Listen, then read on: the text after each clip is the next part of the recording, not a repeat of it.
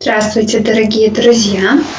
У нас с вами сегодня вебинар на тему «Знаете ли вы Новую Зеландию и Океанию?». Мы с вами поговорим немного о Новой Зеландии, узнаем много интересного и также выучим несколько слов, которые помогут нам рассказать нашим друзьям из разных стран о Новой Зеландии. Если вы к нам присоединяетесь, я попрошу вас поставить ваши реакции в чат, и мы начинаем. Okay, let's start speaking English from that moment. And I have a question to you. What facts about New Zealand do you know? I'm waiting for your answers in our chat. I will be very happy to read something about it.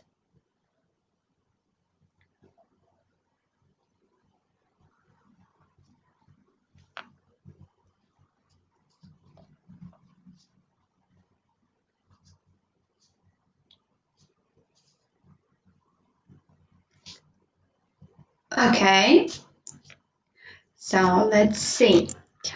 New Zealand is an island country in the southwestern Pacific Ocean.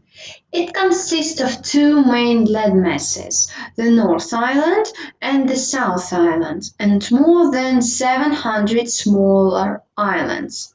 Here you can see the New Zealand flag, quite similar to a British flag, if you know, but a bit different. And let's look at the map. Here we can see that the official languages are English, Maori, and New Zealand Sign Language. But of course, English is dominant in New Zealand. So here you can see the island of New Zealand. Okay. So let's look at these pictures. We have here kiwi, it's a bird as you can see. Silva Fern, it's a kind of plant. Kiwi, it's again a kind of plant. Kiwi Fruit, and The Lord of the Rings, it's a fantasy movie. And I have a question for you just to think a little bit. Can you guess how these pictures are connected with New Zealand? I give you maybe 1-2 minutes just to think a little bit.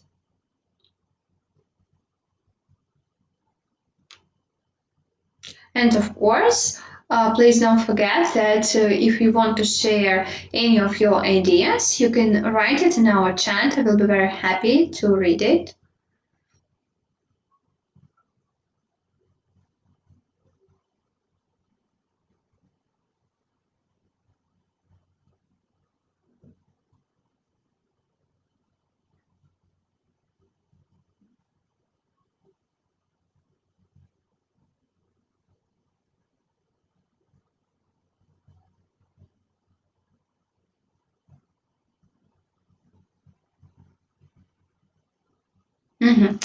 Okay, let me show you the answers. So, kiwi.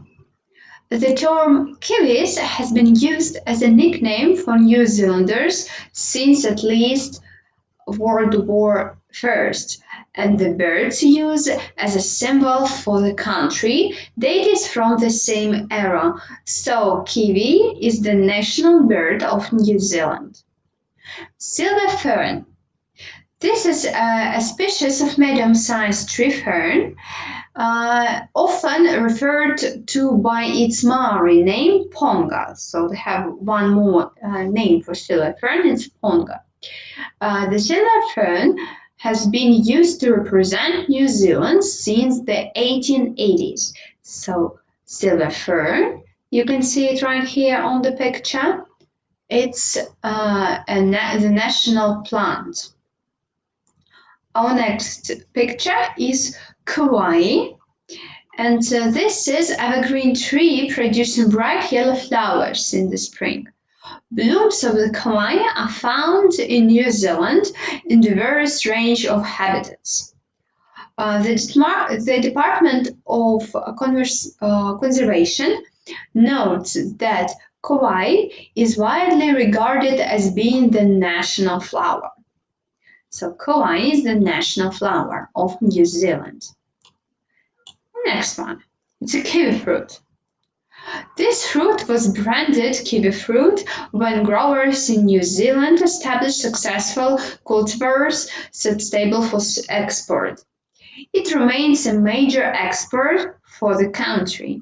So kiwi fruit can be named as some kind of national fruit. So there are a lot of kiwi fruits in country, and they sell it around the world. And the last one, but not the least, of course, it's The Lord of the Rings. The film trilogy highlighted New Zealand's natural scenery and is widely associated with the country worldwide.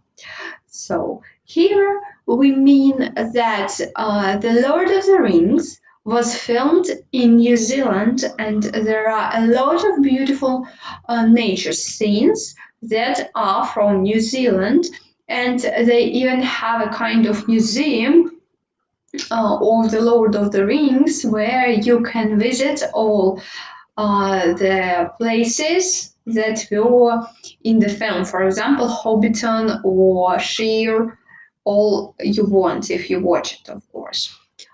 Okay, let's go. So today we will learn a little bit about the history of New Zealand and a little bit about its interesting activities, so something that you can do there. And our first task is to listen and read the text with me. So let's start with some kind of New Zealand history. Let's start reading. New Zealand. New Zealand is a country in the southwestern Pacific Ocean. It has two large islands, the North Islands and the South Islands, and its capital is Wellington. The first people in New Zealand came from Polynesia in boats about 1,000 years ago. We don't know exactly when they came. They developed their own culture, and today we call them Maoris. For a long time, the Maoris were the only people in the country. Then, in 1642, the Dutch explorer Abel Tasman arrived with two ships. Unfortunately, there was a fight between the Europeans and the Maoris, and many people died. Tasman left, and Europeans did not come again for many years.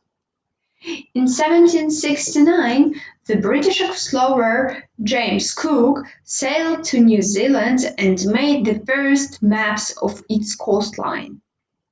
After that, many European and North American ships arrived. They wanted to hunt for whales in the Pacific and trade with the Maoris. In the 19th century, many British people came to live in New Zealand, and they bought land from the Maoris. In 1840, the British government signed an agreement with the Maoris, the Treaty of Waitangi, and New Zealand became part of the British Empire. In 1893, New Zealand became the first country in the world to give women the right to vote. Today, New Zealand is quite a country with high standards of living. Okay, so we have read the text about New Zealand history. And first of all, I would like you to ask this question. Do you have any questions, so say? So do you understand the main idea of the text? Do you know all the words? So just 1 minute to think. And if you have any questions according to the words or according to some information that you don't really understand, you can write it down.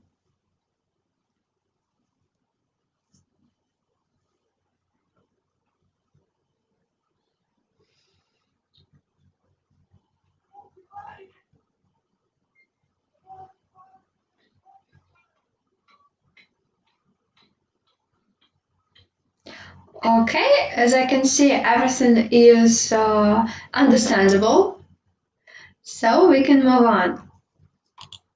Our task number 2 is answer the questions.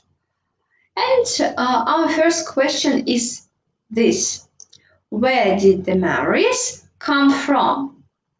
So 1 minute for you to find the answer in the text and read it out loud.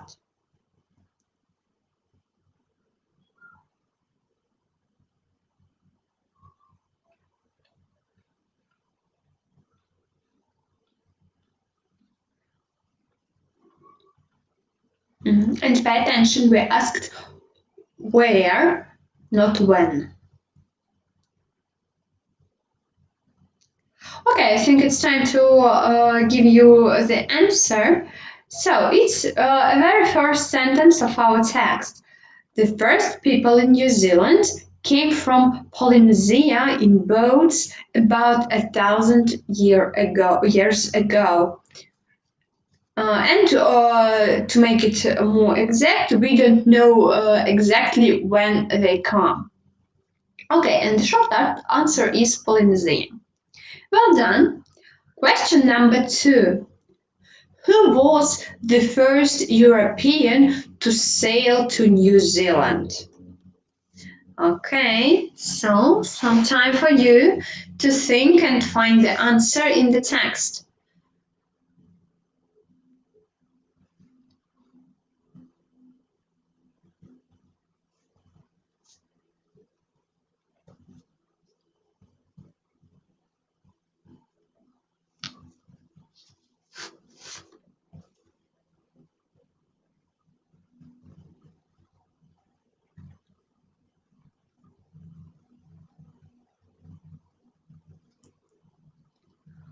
Okay, so I think it's time to give you the answer.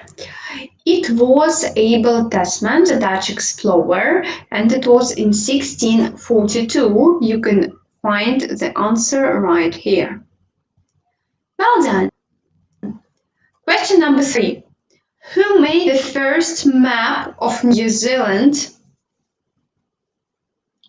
Again, some time for you to think and find the answer in the text.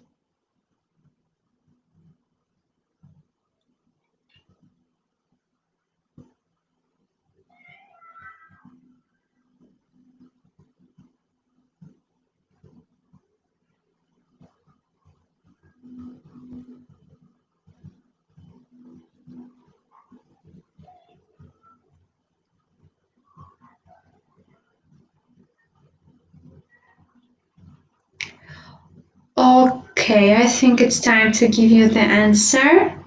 So, it was James Cook who sailed to New Zealand and made the first maps of its coastline, and we can find this answer in this part of the text. Well done. Question number 4. Why did European and North American ships come to New Zealand?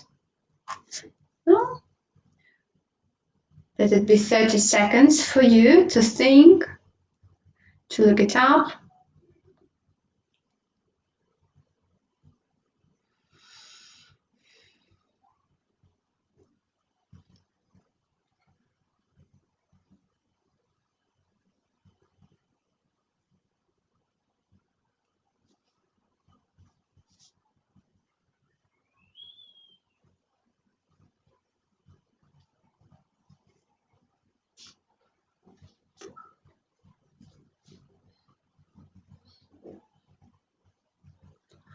Okay, so time to show you the answer. So they wanted to hunt for whales in the Pacific and trade with the Maoris. So there are 2 reasons for it. Okay, and the last one. In which century did New Zealand become part of the British Empire? So some time for you to think, to find the answer.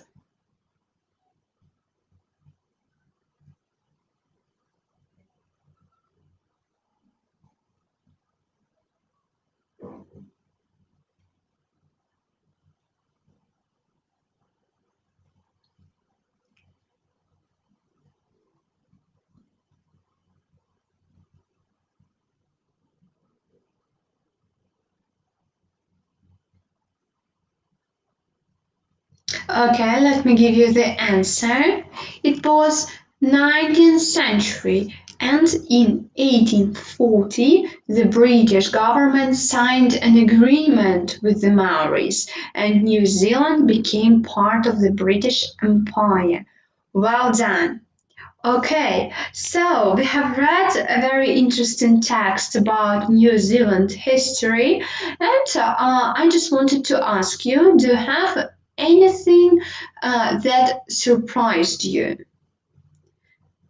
So what have you learned from this text? Maybe some new information that you would like to share with us today?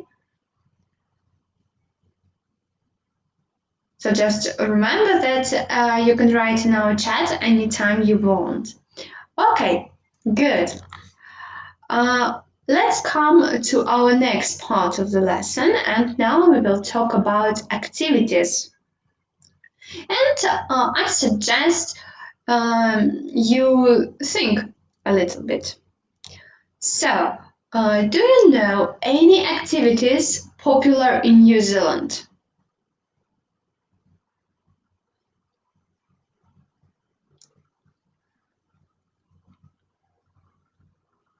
Maybe you've read a book about New Zealand, or maybe you've watched a film about it and you know what do they like doing there.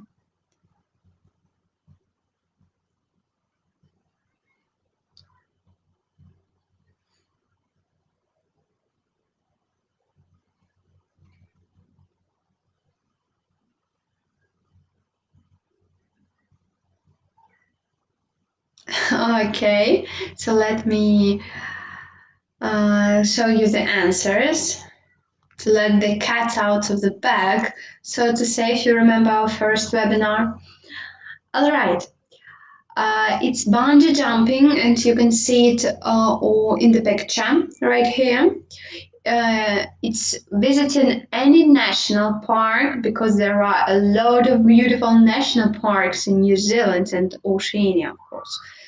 And diving, as it's an island and there is an ocean, you can swim and watch beautiful parts of the sea, of course. So you can see we have like an air activity, land activity, and water activity. Right now, we are going to listen and read three I can't say that it's text about activities, but it's people's impressions. So it's their thoughts when they tried any sport. And right now, we will listen to very carefully and then try to understand in general, did they like this experience or not? Okay, let's start with bungee jumping, I think. So let's start reading and listening. Would you jump off a bridge with just a cord to save you? Millions of people already have, especially in New Zealand, the home of bungee jumping. Mitchell Walker, 21, comes from Queenstown in New Zealand. It's a small town on the South Island next to the deep blue Lake Wakatipu and surrounded by mountains. Adrenaline junkies will find everything they need here. On his 30th birthday, Mitchell got an unusual present. He won a radio competition, and his prize was a bungee jump from Kawarau Bridge, the world's first and most famous jump location. It was just awesome, Mitchell remembers. Mitchell says he was a little scared. It's something many people never experience. Flying through the air, falling toward the river below, that makes you feel free. So as you can see, it's kind of great, but a bit scared. Okay, in general, did Mitchell like his experience or not? Tell me, please.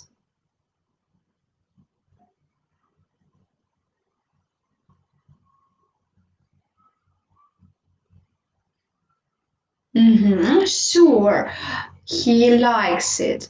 as we can see that he says it was just awesome. So it definitely was the best, not the best thing, but one of the best things in his life.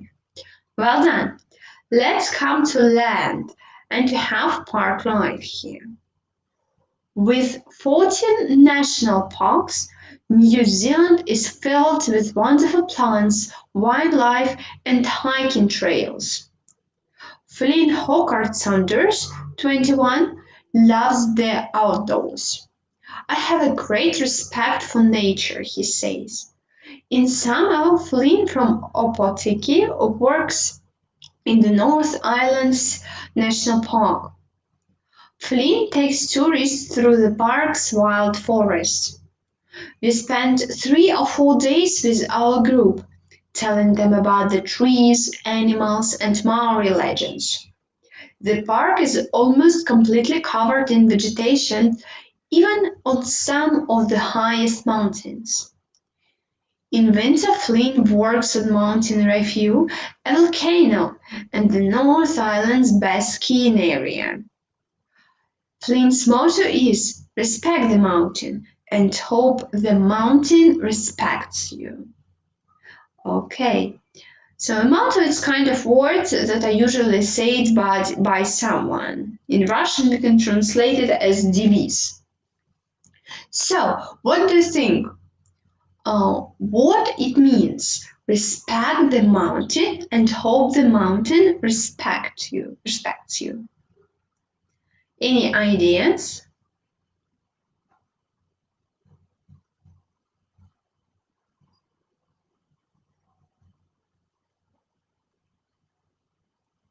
Yeah, sure. It means that we need to be respectful and to think about nature.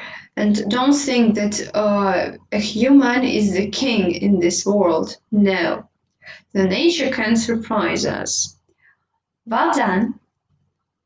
And the last one, but of course not the least, about water activity. Let's read.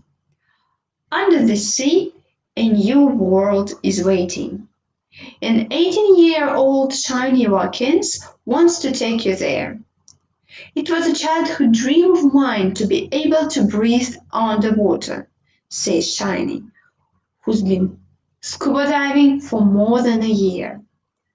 When she was at school, she began working for the company Dive to Tukaka.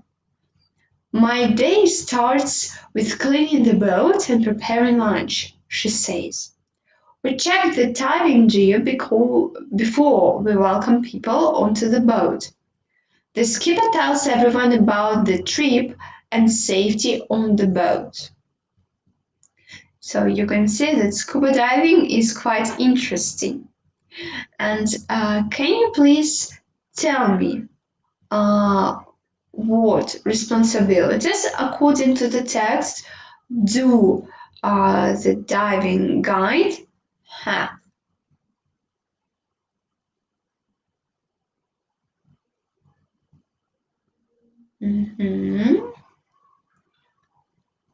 Exactly, they check the equipment, then they set the rules, they clean the boat, and so on and so forth. Well done, guys. Okay, we have read about bungee jumping, park life, and about scuba diving. What activity would you like to try out of these 3? Would you like to do a bungee jump, or maybe would you like to visit 14 national parks, or just do some scuba diving? What is your choice? Personally, for me, I prefer going to the national parks as I love nature very much. So maybe. Okay, we have different options right here. And of course, it would be wonderful to try all of it. But maybe bungee jumping could be a bit scared for some people. Let's see. Okay, well done. So we have read a lot about New Zealand today, and I will just remind you what we have covered today. We have read about some national symbols of New Zealand. We have read about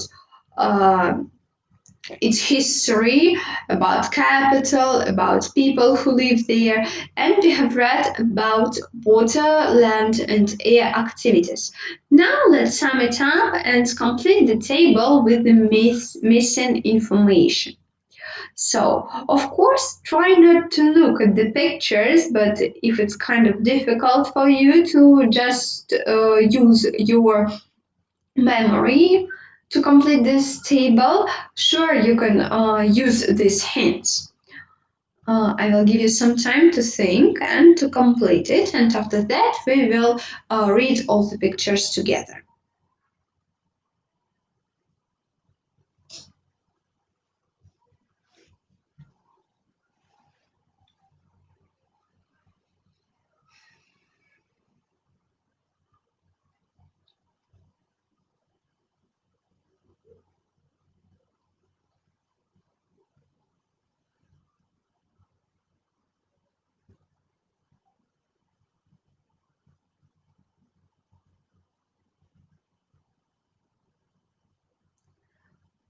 Okay, I think we can check.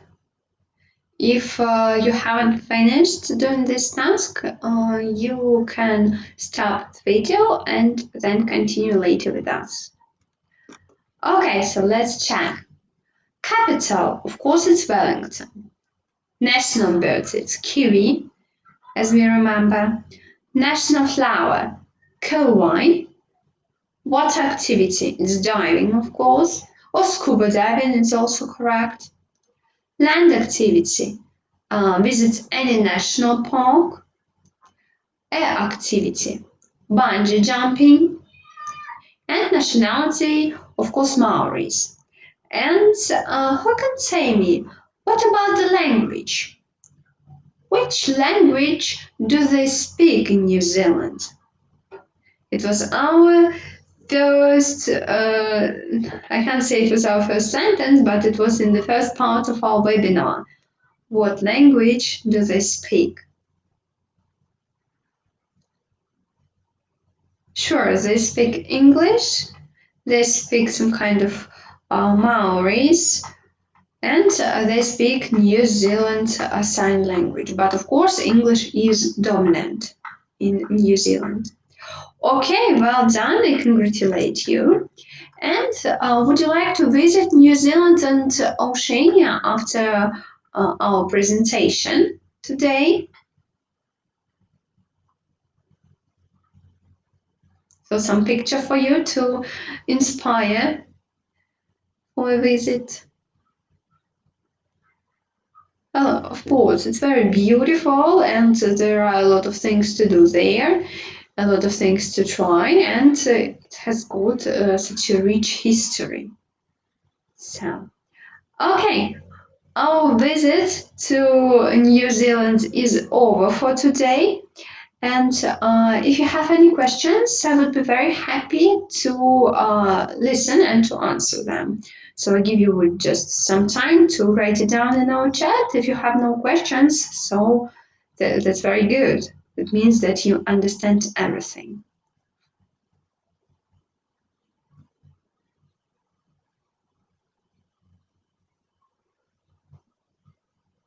Я так понимаю, вопросов нет. Тогда спасибо вам большое за внимание. Буду вас ждать через неделю на нашем следующем вебинаре. Сейчас желаю вам приятного дня. Всего доброго. До свидания.